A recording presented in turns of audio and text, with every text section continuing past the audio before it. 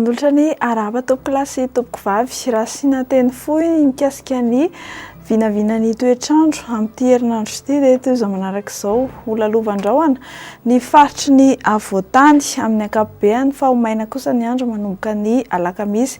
Ahitana orana matevina ny amin'ny faritra avaratra atsinanan'ny Madagasikara indrindra ny amin'ny fiafaran'ny herinandro any ary andalovana orana manify ihany koa ny amin'ny faritra atsimo andrefan'ny nosiny indraindray. Ifandimby ny rahona sy masoandro ny amin'ny faritra sisa izay tsy voatonona teo.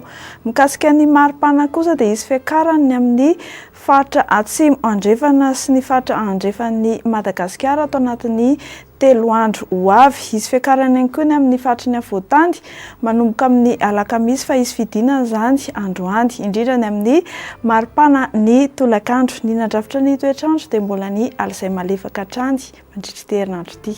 Dia izay no mikasika ny fa toy izao ny antsipiriany amin'ny toetrandro no vinavinaina ao amin'ny rapitso fa 7 ny volana aogositra 2024. Ho amin'ny maraina dia ahitana orana tandrifindrahona ny faritra Alaotra Mangoro, ny faritanin'ny Toamasina vadivavy Fitovinany atsimo atsinanana ary mipakatra amin'ny faritra Taolagnaro any.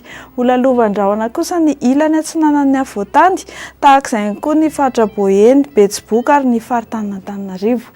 Ifandimby ny rahona sy masoandro ny amin'ny faritra sisa izay tsy voatonona teo.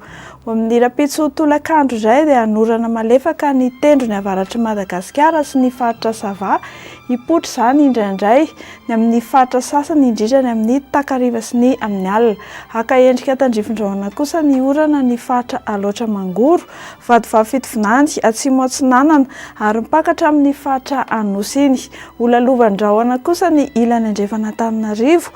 Ifandimby ny rahona sy masoandro ny amin'ny faritra sisa. Mikasika ny maripana no tombatombanana amin'ny rapitso indray dia tsy dia nisy fihetsehany firy. Ny maraina dia 12 hatramin'ny 15 degré celsius faritanin'Antananarivo sy Fianarantsoa. Ny morontsiraka atsinanana sy andrefana kosa dia mihoatra ny 12 degré celsius avokoa. Ho amin'ny rapitso tolakandro dia isy fiakarany kely ny maripana.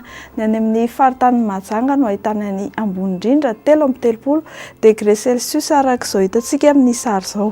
Ny aty amin'ny faritra ny avoatany kosa dia 20 hatramin'ny 24 degré celsius. Dia omena fahafa-po mandrakariva ianao raha mikasa hivoaka ivelan'ny Gasikara.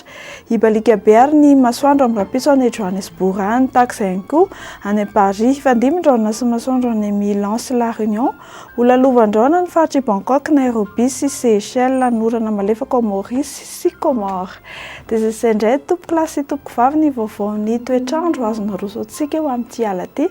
Manome fotoananao izay eo amin'ny manaraka indray. Veloma tompoko.